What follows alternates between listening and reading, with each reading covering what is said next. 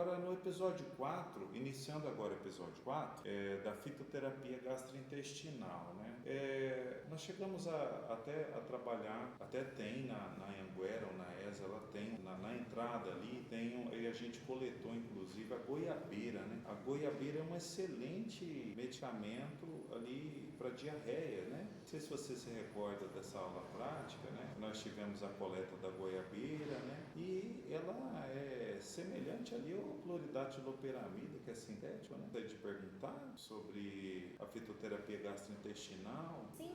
Nós, além do novo conhecimento da goiabeira, porque está sendo começado a falar para algumas pessoas, algumas situações da goiabeira, nós temos também o boldo, que é também muito utilizado, popularmente é conhecido por isso. A gente queria saber mais sobre como é que ele vai agir, uma função dele realmente. É o Paemus boldos, né? Que que tem a boldina.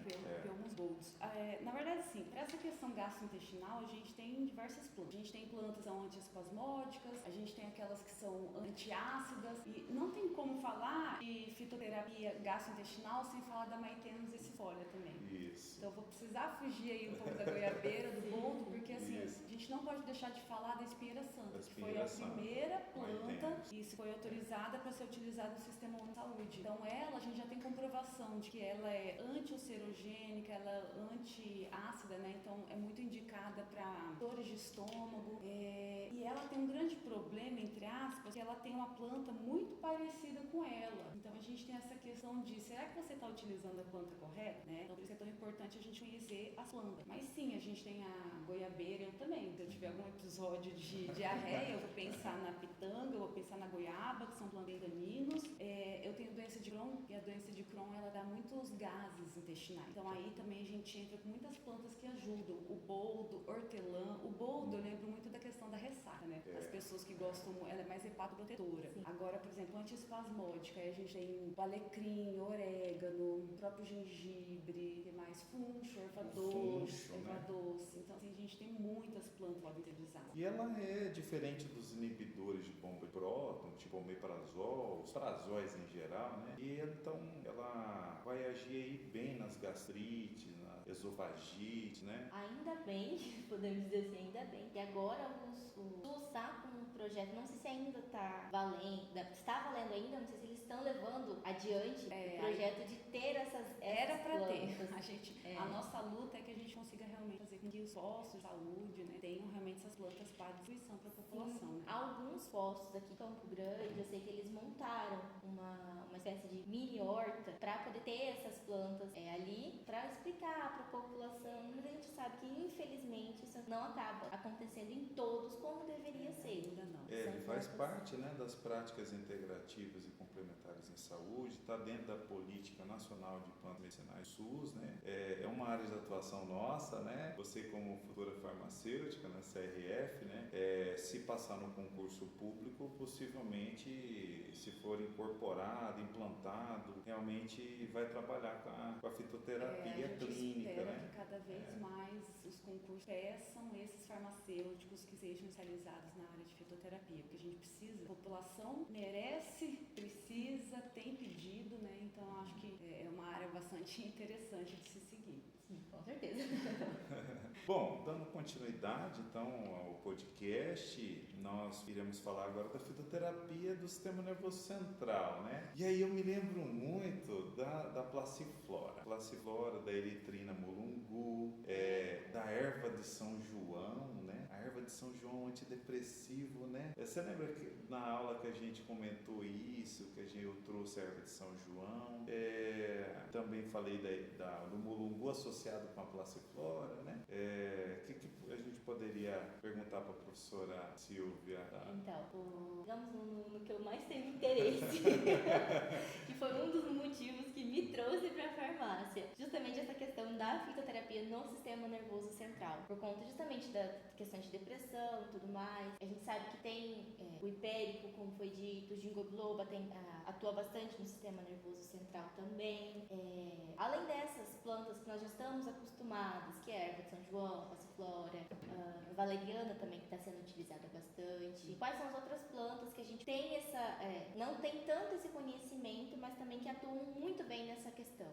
Tem a ela é muito boa, eu gosto muito da melissa. Verdade, melissa. Melissa officinalis, a capim-cidreira. Eu falo de duas ervas cidreiras. A gente tem a Lípia alba, que é uma que tem a florzinha roxinha, que eu chamo de erva cidreira de folha. Tem o que eu chamo de capim-cidreira, que é o Cymbopogon citrata. Então também são plantas que podem ser utilizadas. Eu gosto muito da passiflora, não tem como não falar do maracujá. O mulungu, eu acho que é uma planta também que agora as pessoas estão conhecendo mais, porque não se falava antes. Inclusive eu já vi psiquiatras indicando o mulungu, e bem importante quando a gente vê que a gente já está conseguindo aliar, né, realmente os médicos aos farmacêuticos nesse contexto.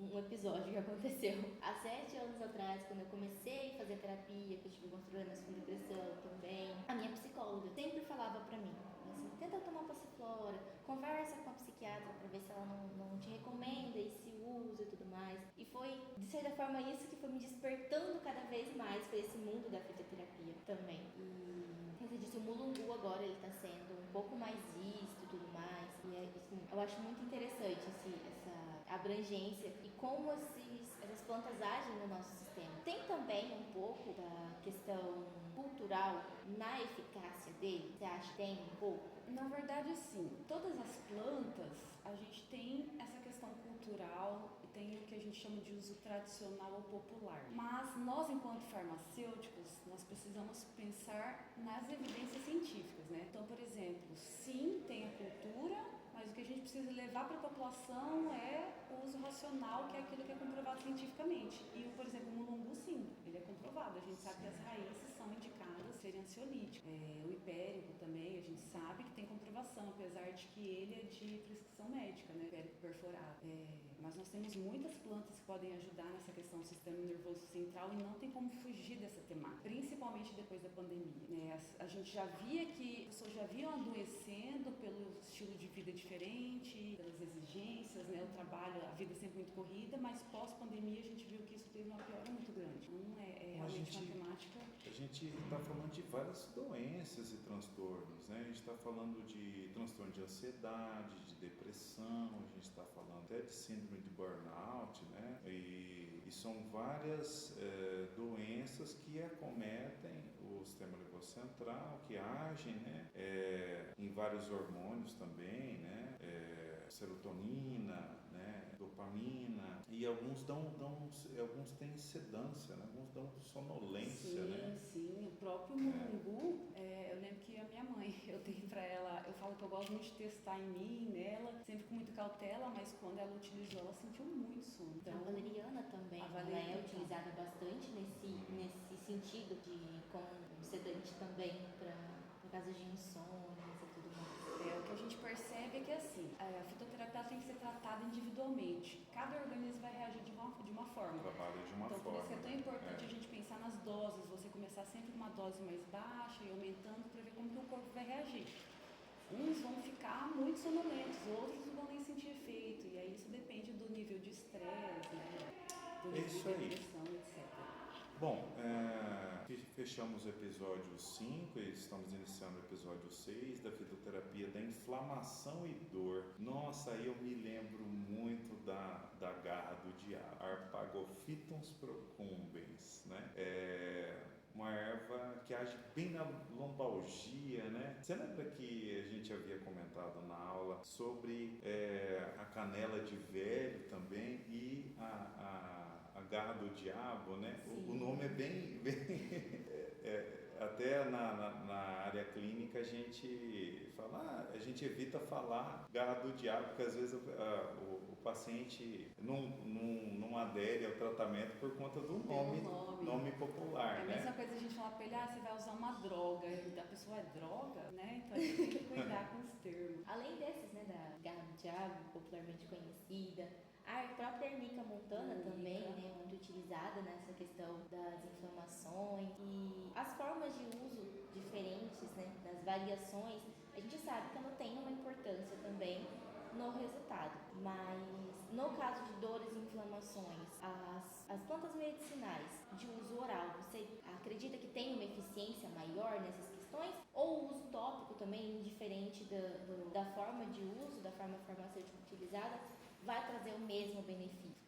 Na verdade é assim, isso tudo depende da enfermidade, do relato do paciente. Então, por exemplo, se ele está reclamando de uma pancada que ele levou, por exemplo, na perna, às vezes jogando bola, não tem por que eu dar para ele uma medicação oral, né? Dependendo do nível de dor. Então, algo tópico já vai ser suficiente. Agora, nossa, ele tem fortes dores, dói demais as articulações, né, nas mãos, joelhos, etc.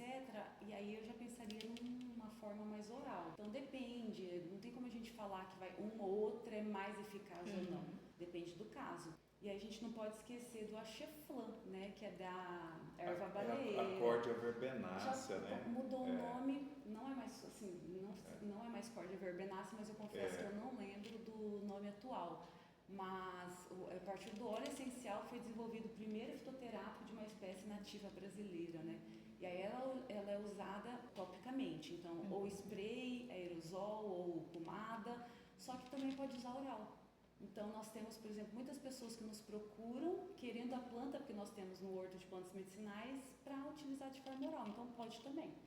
Tem uma outra planta também utilizada mais para questão de dor, quebradura, que é a erva de Santa Maria também, popularmente, né? Ela traz também benefício na inflamação ou ela é mais para essa questão da quebradura mesmo? Eu confesso que a erva de Santa Maria eu tenho mais conhecimento que as pessoas falam que é vermífuga, né? Eu lembro que os antigos falavam muito dessa questão de tomar leite com a erva de Santa Maria, então não sei dizer. Porque a outra que tem também é a unha de gato, né? Tem a unha de gato, que é muito parecida com a garra do diabo.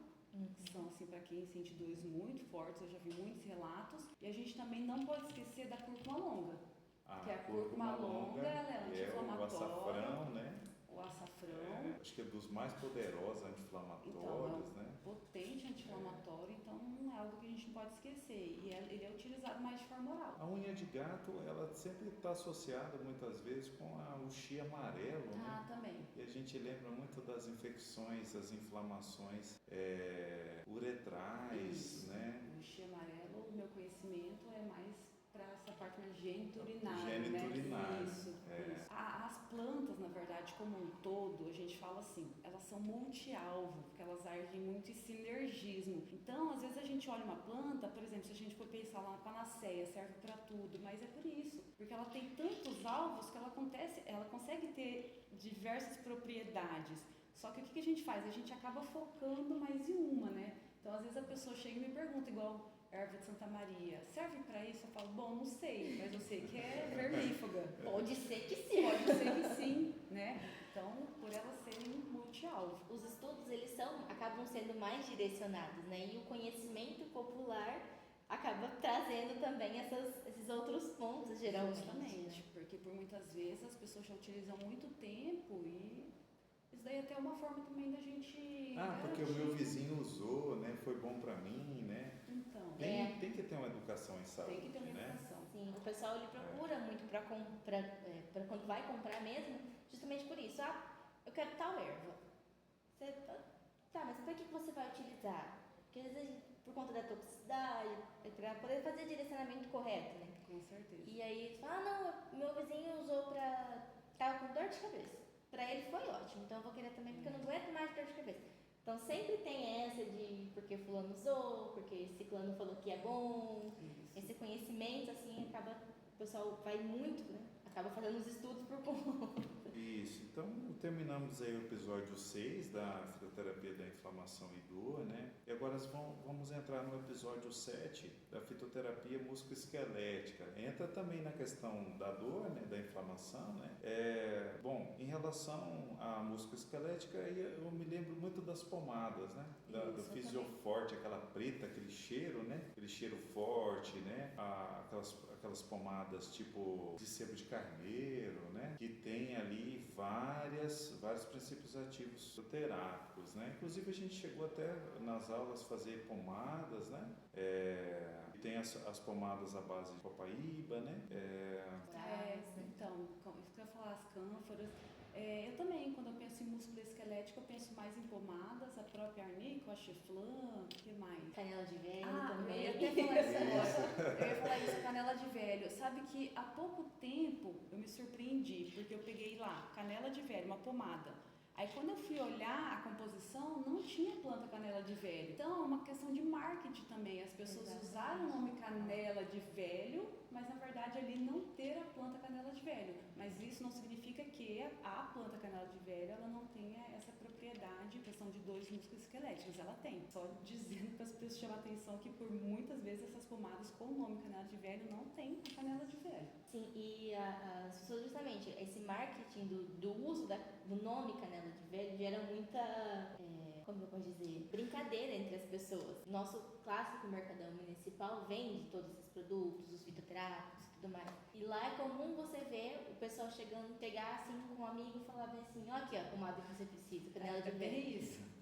E algumas, como você disse, algumas elas vêm na composição, elas têm a planta, então a gente sabe que tem uma eficiência muito boa, e algumas não tem, que acaba tirando um pouquinho essa... Eu acho que até a credibilidade, né? Isso, por muitas vezes. exatamente. A credibilidade das plantas acaba vindo por conta disso, porque você fala, mas eu passei essa canela de velho aqui, não serviu pra nada, mas é porque infelizmente às vezes não tem a planta. Por isso que eu falo muito dessa importância de a gente conhecer a planta, indicar a planta correta, a pessoa realmente adquirir no local que você saiba que vai ser de qualidade, para que você tenha o efeito esperado. Porque senão depois é muito fácil falar que não tem efeito, não serve. Mas e aí, você usou, preparou da forma correta? Exato. E a gente entra nessa questão do registro, né? Essa pomada ser realmente ter o registro do CRF, ter o registro na RDC 27, dentro das normas, né, de fitoterapia e de boas práticas, né, de fabricação, né, porque às vezes é feito essa preparação totalmente sem registro, né, na Anvisa. Eu particularmente gosto muito quando eu vou trabalhar com tratamento que é mais industrializado ou manipulado, que é aquilo que é preparado de forma mais caseira, sabe? Eu particularmente prefiro mais, justamente porque a gente consegue garantir realmente a qualidade, Eficácia, né? etc. Terminamos aqui o episódio. Bom, estamos iniciando o episódio 8 sobre a fitoterapia do sistema circulatório, e aí a gente se recorda bastante do ginkgo biloba, da família Ginkgoaceae, né, com uma planta pequenininha assim, com uma raiz profunda, né, mas que também age em questões de vertigens, né, uma espécie de flunalizina, né, um vertizan de planta, né? Mas, e aí entra o uso das labirintites, né? Que outra planta que teria... Agora eu estou perguntando, né? Nós temos a centelha asiática, nós temos a castanha da Índia. A castanha da Índia é muito conhecida, né, doutora? Isso. São essas três plantas quando a gente fala de sistema circulatório: ginkgo, castanha da Índia e a centelha asiática. São plantas que, no caso do ginkgo, ele é muito... Porque assim, mesmo que a gente tenha mais de uma espécie medicinal que possa ser indicada para determinada situação, a gente tem um momento das escolhas também. Então, por exemplo, o ginkgo, ele é mais indicado quando a pessoa normalmente está associada ali a zumbidos, a essas tonturas, aí acaba optando pelo ginkgo. Então, isso na verdade depende muito. O ginkgo ele acaba atuando um pouco na questão, ela é mais indicada, podemos dizer assim, para quando se trata de sistema nervoso central, circulatório, mas puxando também para o sistema nervoso central, porque ele cientificamente... É verdade. Agora, em relação à castanha da Índia, a gente vê muito uso também, tanto o uso tópico, né, para aquelas massagens, né, aquelas senhoras, aqueles pacientes, aí estou falando da parte clínica, né? Musculoesquelética. Isso, para retorno venoso, né? Então, aquela perna que está pesada, inchada, com edema, né? A castanha da Índia ela é muito boa nesse sentido, tanto via oral quanto uso externo como pomada, né, doutora? E que, por exemplo, na parte circulatória, ela evitaria até uma trombose, né? Sim. Na verdade, assim, essa parte do circulatório, eu confesso que eu tomo um pouco mais de cuidado. Tem uma conhecida que ela é médica, trabalha nessa área, e ela fala assim que a gente precisa ter muita certeza do que o paciente tem para que você entre realmente com algum fitoterápico mais voltado para essa parte da circulação. Você comentou, eu fiquei aqui pensando, você comentou dessa questão de Alzheimer, do ginkgo biloba, eu realmente lembrei que ele é muito usado para quando começa a perder a cognição. O que a gente sabe é o seguinte, com o tempo as pessoas vão perdendo esse poder de cognição pela idade, mas às vezes por doença, né? Então vem lá a questão do Alzheimer, da demência, e aí eu lembrei que sim, que o ginkgo também pode ser utilizado. Mas essa parte circulatória, eu confesso que eu tenho um pouco mais de receio de entrar muito nela enquanto fitoterapia. O ginkgo biloba, ele já tem estudos e tudo mais. A castanha da Índia, eu digo que ela acaba indo mais pelo uso popular mesmo, né? Que o pessoal foi fazendo teste, foi usando, os antigos, né? Utilizaram, teve melhora e foi se dito popularmente que ela era mais para circulação, principalmente questão das pernas, tanto que a gente vê, né? É você comentar sobre dores nas pernas que as pessoas falam da castanha da Índia, da centelha asiática, e são essas plantas que são comentadas, né? Sim, que é o Varivax, né? O Varicel, né? Então a gente já tem isso já como éticos, né? Já tem isso como medicamento de referência, né? Vendido de oral, né? Mas é isso. Aí eu gostaria de encerrar o nosso podcast, né? O plano de desenvolvimento do podcast, ele compôs 8 capítulos, né? Já havíamos gravado um capítulo. E as considerações finais aqui, ou alguma pergunta, alguma curiosidade, né? A fitoterapia é uma paixão minha, eu sou neto de raizeira do Mercadão, né? Eu fiz a minha primeira faculdade de biologia lá em 2004, né? Não que eu seja velho, por favor. Mas a gente tem que tomar muito cuidado realmente, né? O uso popular e o uso racional do medicamento. Então, não é que é planta que não tem toxicidade. Então, as considerações finais... Bom, da minha parte, enquanto já professora, pesquisadora na área, estou quase me formando ali, fitoterapeuta clínica também, o que eu posso dizer é que a gente realmente busca hoje, enquanto pesquisador, comprovar não só a eficácia, mas a segurança e garantir a qualidade de todas essas medicações. E o que a gente ensina para os alunos, e você logo, né, já vai se formar e você vai perceber isso, que a gente precisa orientar de uma forma muito minuciosa e cuidado, porque as pessoas carregam muito ainda esse conhecimento popular e a gente tem que ter muito cuidado para tirar esse conhecimento popular, não que não seja importante, porque a gente depende do conhecimento popular para comprovar cientificamente o uso. Isso, para nós pesquisadores, é de grande valia, esse conhecimento popular. Mas é o que eu já comentei, mas não é ele que vai ser considerado para que a gente faça um tratamento. Então, assim, com muito cuidado, sempre conversar com a pessoa, explicar o porquê, que de repente ela não pode mais utilizar uma determinada planta, tem que ser outra. Lembrei agora, por exemplo, a espinheira santa, é chamada também de cancorosa. Aí as pessoas utilizam as raízes, mas o que a gente tem comprovação científica são as folhas. Então, como que a gente tira esse conhecimento e explica para as pessoas, né? Então, sempre com muito zelo. Também, assim, lembrar que a fitoterapia hoje ela é uma prática integrativa complementar, né? E a gente precisa olhar o paciente como um todo. Então, não é só você olhar, tô com dor, tá? Mas por que você tá com essa dor? O que está acontecendo? Você tá dormindo bem? Você não tá? Então, assim, né? Ter toda uma conversa com o paciente. Eu queria saber de você, como que você enxerga a fitoterapia e o que você espera? Como aluna, né? Como aluna, e futura farmacêutica, você pensa, né? em levar isso para a sua vida profissional? Sim, com certeza. Os motivos que me fizeram optar por farmácia quando eu estava em começar a minha graduação era justamente essa questão da fitoterapia, de ter esse conhecimento, de buscar mais informações sobre isso, porque é muito comum nós, os antigos principalmente, tô com tal problema, toma tal planta, vai fazer efeito, assim como também nas crianças, né, nos bebezinhos, tá com cólica, dá chazinho de erva doce, dá chazinho de camomila.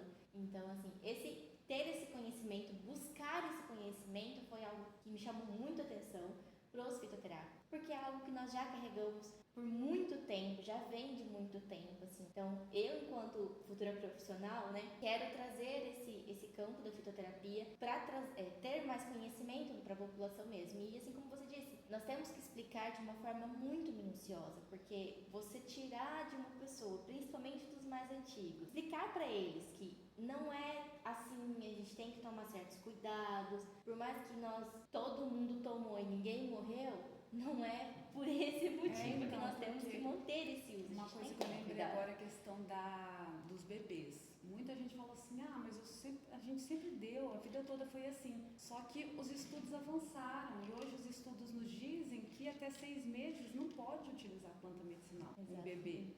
Mas o meu sempre, né? Eu sempre dei para todos os meus filhos, nunca tiveram problema. Ok, que bom que não teve problema, né? É isso que eu falo. Mas agora nós temos os estudos que comprovam que não é indicado, que pode sim fazer mal, porque os bebês eles têm o corpo ainda muito imaturo, né? Para poder absorver certas coisas, o nível de toxicidade deles é bem maior comparado aos nossos. Então, a gente tem, nem você falou da questão de usaram e não morreram. Ok, mel, principalmente pelas crianças, era muito utilizado antigamente. Agora já se sabe que não pode por causa do botulismo e tudo mais. Então, a minha intenção dentro das áreas da farmácia, a fito foi sempre uma que mais me chamou atenção, tanto que quando nós tivemos aula, eram as meus aulas mais empolgadas que eu fazia. Agora, eu quero fazer a última pergunta e vai para a estudante. Você acha que foi suficiente dentro da grade curricular do curso de farmácia,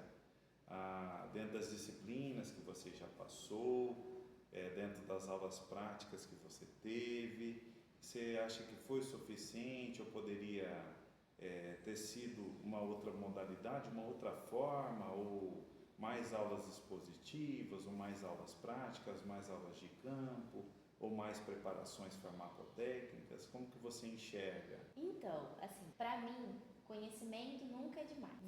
Quanto mais formas apresentadas esse conhecimento para nós, quanto estudantes, só vai agregar na nossa formação, na nossa atuação principalmente. Então, a forma de podcast é algo que é descontraído, que a gente consegue conversar, trazer os assuntos, né, de forma leve, de certa forma, sem ficar muito no rígido da sala de aula. Né? As aulas aula expositiva, né? Exatamente. Giz quadro.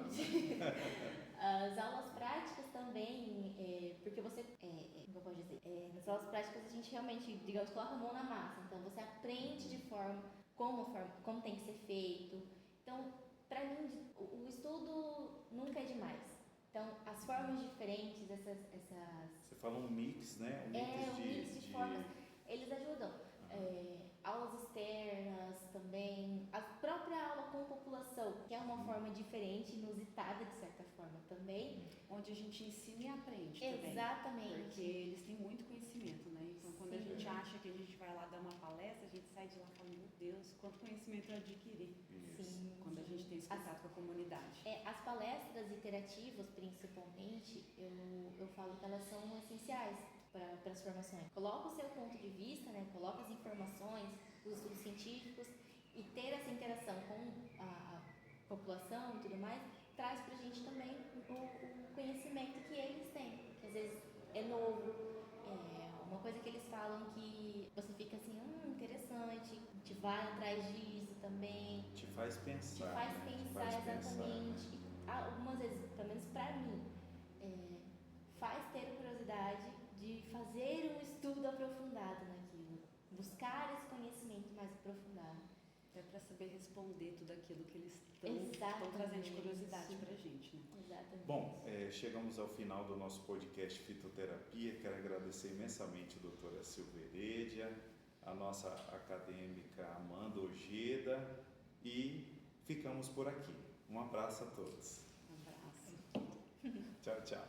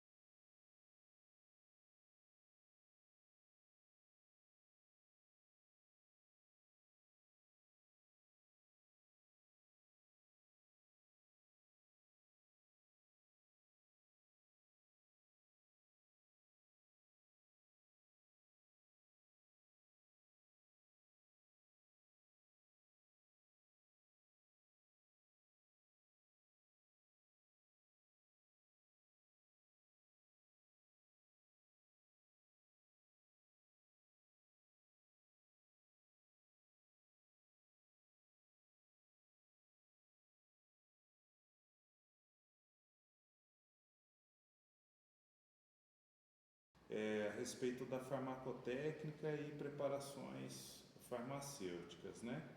Você tinha me comentado, Amanda, sobre a planta que a doutora Silvia está trabalhando. Você tem uma pergunta para fazer sobre a preparação? Sim. Qual que é essa planta? Seria qual a planta e qual a forma de preparação que foi utilizada de primeiro momento, se já mostrou resultado, se tem alguma melhora visível que pode ser feita para ela. Então, só para contextualizar, essa é uma planta chamada de Sergânia marginata, o nome científico, e o nome popular é cipó timbó ou cipó uva. Eu já estudo há mais ou menos 15 anos a planta, e aí agora a gente está chegando no momento de desenvolvimento de uma formulação. O que a gente percebeu nesses 15 anos de estudos? Que a forma oral, depois de 14 dias, ela causa uma toxicidade. Então, inicialmente, ela é preventiva, ela é anti-ulcerogênica, anti-inflamatória, só que depois de 14 dias ela começa a reverter e causar uma úlcera. Então, isso nos preocupou. A gente fez testes em vivo. E aí, o que a gente pensou? Então, agora vamos tentar uma formulação tópica.